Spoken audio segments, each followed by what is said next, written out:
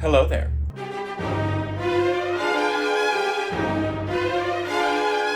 I know I'm not in full drag for this intro, but I'm lazy. So I have always wanted to do a historically accurate dress. Many of my dresses are inspired by historical fashion, but none that actually match the bravado of true historical accuracy. And today I would like to change that. I'm in love with the Victorian era. Boom. Boom. Boom. That's boom. There we go. And so I'm actually going to tackle the Victorian era in fashion. This is a little too bonkers even for me. So without further ado, let's get to it. So I'm going for a design from 1894. I find this to be the most interesting period in Victorian fashion because you had all of these ridiculous elements. Like, look at those sleeves, these giant, enormous marshmallow puff sleeves. Anyway, I came up with two designs for this dress. The one on the left is from 1891 and the one on the right is from 1894. I put it to an Instagram vote and of course you monsters decided to make me do the one that is way more complicated, so thanks.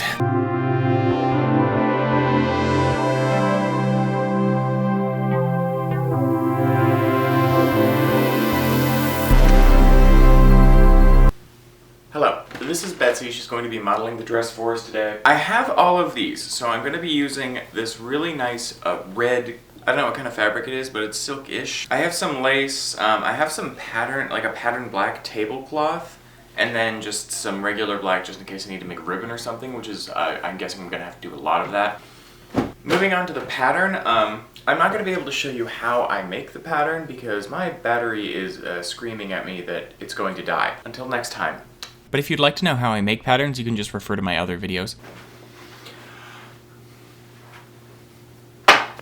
Okay, welcome back. So I have my template for my dress pattern. It's going to be open in the front and there's going to be another piece under the outer coat, which is what I'm going to call it. One important part for this design is this. This is a very 1890s look, and you know, it kind of also went through most of the Victorian era. I don't know why, it's in the minds of people who think of the Victorian era, that, to me at least, that's what comes to mind. I'm also going to cut out a lapel, but I'm going to wait until I have the actual jacket done just in case I need to make adjustments. Okay, now we're getting to the good shit. So here's what I'm going to need you to do. Take whatever fabric you're using, flip it over, and then pin your pattern pieces to it. That way when you cut it out, you have two opposite pieces and, you know, you don't have to do double work. If there's one thing I'm good at, it's getting out of work. And here's a close-up shot because I know that a large part of my audience has some trouble seeing due to being in part of the older generation. So, I'm my mom's friends. Now sew it up, you stupid. I'm just kidding, you're not stupid. But what you will need is a sewing machine for this, or really super glue or anything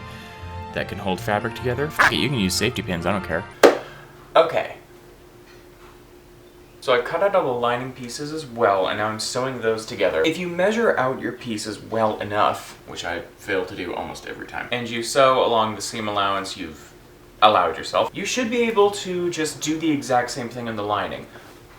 I am a failure, and I always need to double check, so I'll just match up the pieces along the other pieces and mark, you know, where it sews together. And even then, sometimes it does not work out. In between sewing pieces, I will usually check it on my bodice just to make sure it lines up. Here's a close-up shot because I think variety is visually stimulating. Alright, she's looking good. Next is to do the lapels, and then we can sew the outer edge closed. Then we'll work on the sleeves, and then we can sew the bottom up and do the skirt. So the lapel was super easy. It's essentially just making a very long triangle onto the bodice, which, you know, if the Egyptians can make a big triangle, I mean, so can I. Okay, the shot is very close, but for a reason, and you will see.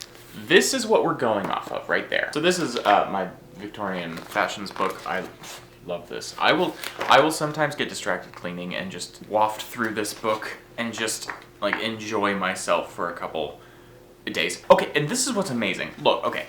Number one, look at that. Look at that thing. That is, oh, it's like she flattened a bunch of flowers and glued them to some fabric. That didn't sound like a very pretty description, but in my head it sounded nice. But here's what's amazing. So look at this. This is 1869. Look at that. Look how toned down this is. Look at the profile. Look at the shape of the bodice. And then this is 1891. Okay, this is... Come on, you can do this. Think, math. 41 numbers. PEMDAS. 21 years later, Wait. 20... Yes, this is 21 years later. 21 years later, and it's a completely different profile. There's not much simplicity in it. It's very embroidered. It's gorgeous. And that's the funny thing about the Victorian era is it was so different. Everything was just changing all the time. The dress you would have worn 10 years ago is not the same dress you would wear now. It would be completely out of fashion. Like, look at this, again. So this is 1891, okay? That's an 1891 dress. Memorize the profile. Very simple, very clean. Sleeves are mildly puffed. We kind of have that hourglass shape. And now look at this, 1893.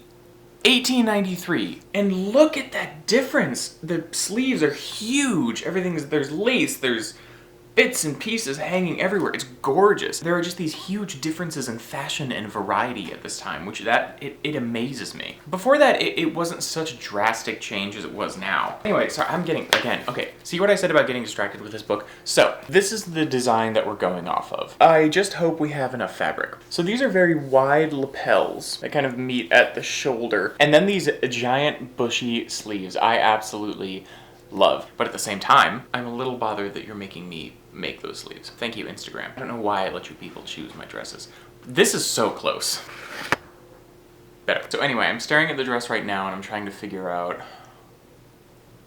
if that's appropriate. Because the thing about this is I can't really see many seam lines. I guess there's one, yeah. See, that seam line looks a little deeper. This is not interesting to you. To make the lapels, cut out the pattern piece on another piece of fabric from a project that you gave up on a long time ago. Just like that fantasy novel you were writing. Yeah, you thought you were gonna get a book done in quarantine. Well, look at you now, huh? Yeah, still on YouTube, huh? Well, the joke's on you, because guess what? I'm illiterate. Sew the lapels to a matching piece of lining. You are not going to believe what I'm about to do. If you've seen any of my other dressmaking tutorial videos, you know that I have a strong aversion to ironing. I straight up think it's evil, but I love her too much to let her flounder in mediocrity because I was too afraid to iron. So here we go. So you want to flip the lapel inside out and then try and get the edges as pushed out as possible. Now hot it down. That's why you pay attention. So the collar is on. I love the look of it when the dress starts to take shape and like all of your work is, it means something now. It's like I've seen God for the first time. And I've made a decision. This bodice needs some structure. And because I'm trying to step up my game on this dress, I'm going to go ahead and make a cotton thing. What is the word I'm looking for? Middle piece, I'm gonna call it, that holds all the boning in place. So yes, I'm going to add boning. I've gone ahead and I've sewn the cotton lining together. It's essentially just repeating the exact same process as the actual bodice itself, except cheaper. Now what we're going to do is we're going to sew boning channels just along that seam allowance. I've left myself about 1.5 inches of seam allowance on every seam. We're just going to sew that up, slide the boning in, and then add it to our bodice, and that's it. Obviously measure the boning that you're using and make sure that it will fit before sewing things down. So I'm sure you know this secret already, but my boning is just big old plastic zip ties. I don't know what they're used for. Murder, they are used for murder. I decided to go with a line of boning on the sides as well as one on the back. Step 496. So all of the pieces are now together. So now I just have to safety pin them all in the right order. I've already sewn the lapel to the bodice and the cotton lining piece. And now I'm just pinning the actual lining on backwards so that when I flip it inside out, no seam. Okay, brand new day, which is obvious because I've changed my t-shirt. So,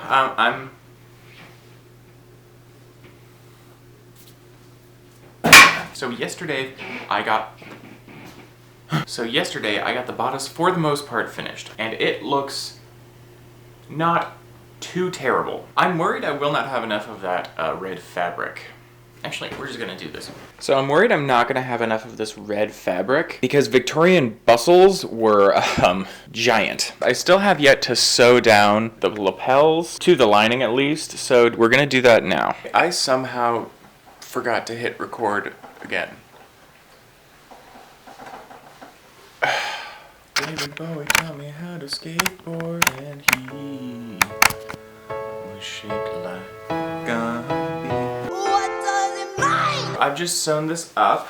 I flipped it inside out. Now I can flip it right side in, outside, outside in. There's the lining, there's the jacket. It's pretty good. I forgot one very important thing. So, you're gonna need to cut anywhere there's a curving seam. Like you can see here, there's a curve there. You're going to need to cut that into sections. Otherwise, it's going to pull and warp when you flip it inside out, and that's a problem. I wanted to be able to sew the sleeve in between the lining and the bodice. The problem is I sewed this up already, and so it's going to be very difficult to get in there and sew everything up from the inside. So what I'm going to do is roll it underneath and then sew up all around the edge. Now there will be an exposed seam, and you know how I feel about exposed seams. So what we're going to do is just take the bunched up sleeve and fold it over and then sew it up from the inside so that it's just folding over and out. Now pin it in and sew it up. Now for the sleeve itself, I'm doing those giant bunchy sleeves, and so I am going to essentially cut out a giant light bulb. I've got a great big light bulb shaped piece of fabric. This is, okay, buddy. This is my sleeve. I'm gonna sew it up from the bottom here. And then I'm gonna sew roughly a foot and a half, let's say. Roughly about a foot and a half up. And then the real fun begins. What I meant to say is sew the distance from your wrist to your armpit. So I have the sleeve sewn up. So I just did a rolled hem. It's very messy. It does not have to be clean. If my room life and mine don't have to be clean, then this doesn't have to be clean. Now I've made this beautiful thing. This is going to act as a cuff that will go over my wrist. I'm going to sew this up, flip it inside out, and then attach it to the end of the sleeve here. And you know what's funny? My battery died in the process of sewing this sleeve on, and so I just went ahead and did it. Sorry I did not show you, but that's why we have two arms, just in case we mess up the first time. So I've sewn the cuff on. This is what it's gonna look like afterward. I'm gonna add a button. Ooh, I just flipped off the camera. I'm gonna add a button or something to close that off, but ultimately that's what it's going to look like. Very graceful, very elegant, and I feel like I need as many pops of this black as possible because I'm gonna make the entire skirt out of this, and then the bustle will be the red material. So I've really got to make the black stand out up here. But yeah, this is what the sleeve is going to look like. I'm also going to add a puff underneath that I think is just going to tie to my arm maybe. I'm not entirely sure how I'm going to do that just yet because I don't plan things through. Yeah, if you came to this channel thinking that you'd find someone who is well adjusted, then I apologize, but that was your mistake. Now sew the cuff pieces together, but leave an opening where it will meet the actual sleeve. And now flip it inside out. Isn't that just so pretty? Tuck the sleeve inside of the cuff and sew it on. We're gonna see a seam, but we're gonna cover it up later with decor. So I was gonna go to the store, and so I made this mask specifically because our store requires it nowadays, but then I remembered that I can just order groceries online and have it delivered today. I literally sound like an Amazon Fresh commercial. This is not a paid promotion or anything. But you can absolutely pay me if you want to. But I still wanted to wear the mask, and so I don't know, safety first. So I've moved to working in my bed because I can relax and watch TV, and I'm watching the stupidest thing I've ever seen in my life. I discovered a show called Kenny vs. Spenny. Don't watch it. So I have the sleeve. Now what I'm gonna do is I have a needle and thread. So I've measured the thread and just made a little mark on it to indicate the diameter of the sleeve. Diameter. Ugh, look at that smug little shit. What I meant to say is that I measured out the diameter of my arm that will fit inside the sleeve. God, sometimes I am such a college graduate. Mm-hmm. And what I'm going to do is I'm going to very loosely stitch all around the edge of my sleeve so that it will bunch up and look really natural. It seems a little time consuming, and it is, but I mean, anything I'm gonna do is gonna be time consuming on this.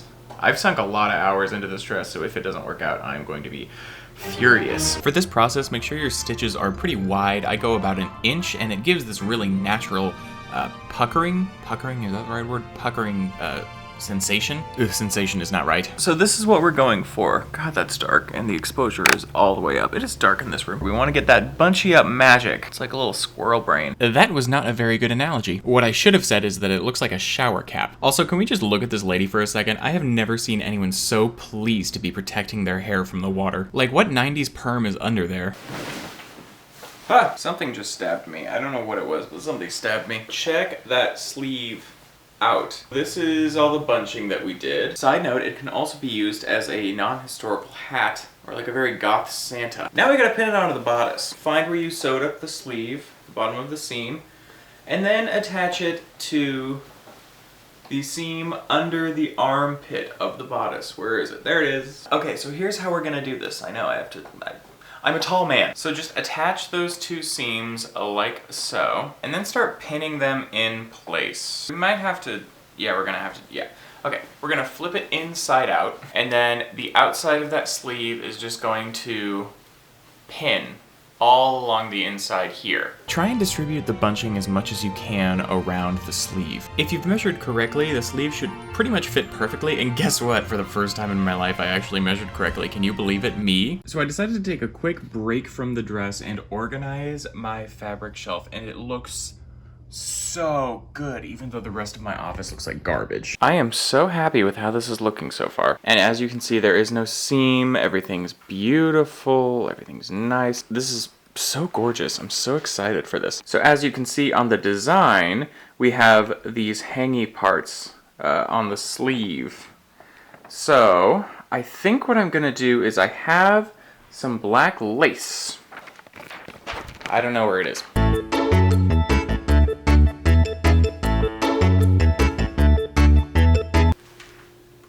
Okay, it is 3:40 p.m. on the third day of making this dress, and I have done nothing. I can't say I've done nothing. I pinned up the bottom. I'm just gonna sew that. Ow, okay, knees. I'm gonna sew that up and then add a bustle on the back. I hope I have enough fabric for the bustle itself, but I guess we'll see. Can't go to Joann's because they only let in 15 people at a time. Oh my god. I was thinking maybe I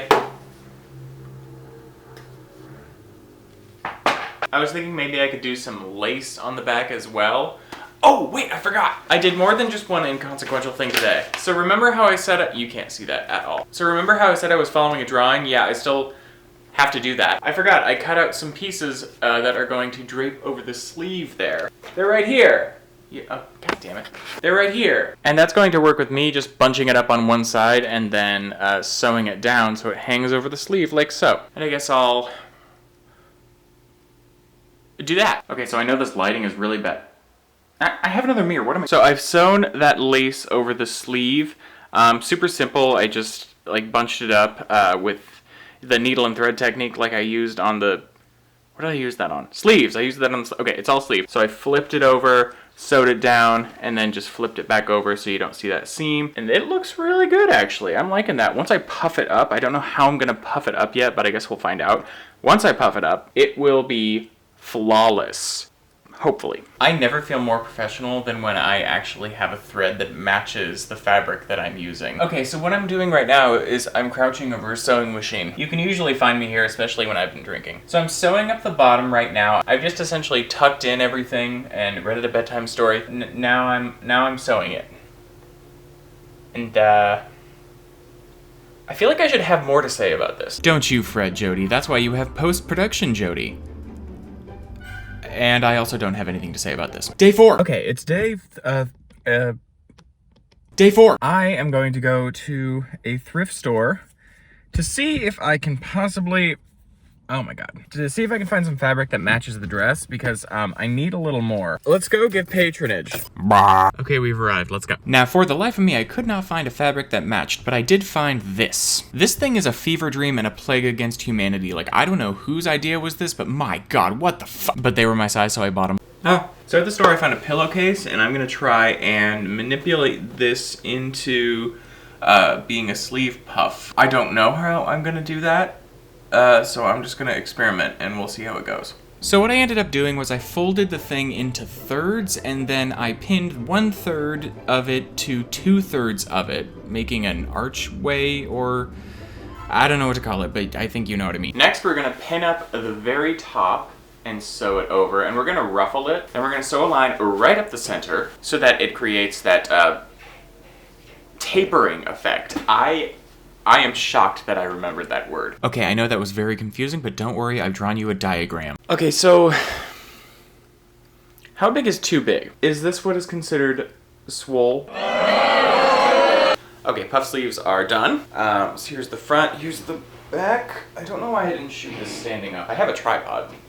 It's right there. I'm impressed, actually. They look really good. So I just sewed some ribbon to the front and the back, and then they tie. And then, of course, elastic bands. I know I've just been kind of breezing through this project. It's just that this is the most ambitious project I've ever undertaken. And so there are so many small bits and pieces that I think would just kind of bog down this entire video. Why am I still wearing these? This project is intense. But ultimately, I hope I'm giving you just like the basics to get this done. And now I don't know what to do. I guess I'll start on the skirt before I finish any of the embroidery on the jacket, which I've decided I am going to do.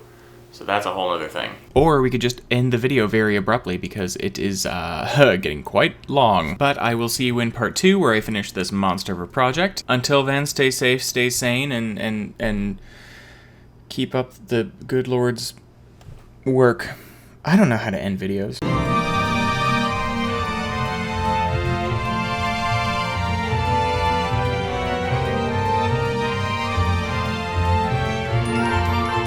So I've been hard at work on this sewing project, and I think I finally have something. Puff sleeves. There's... Woo!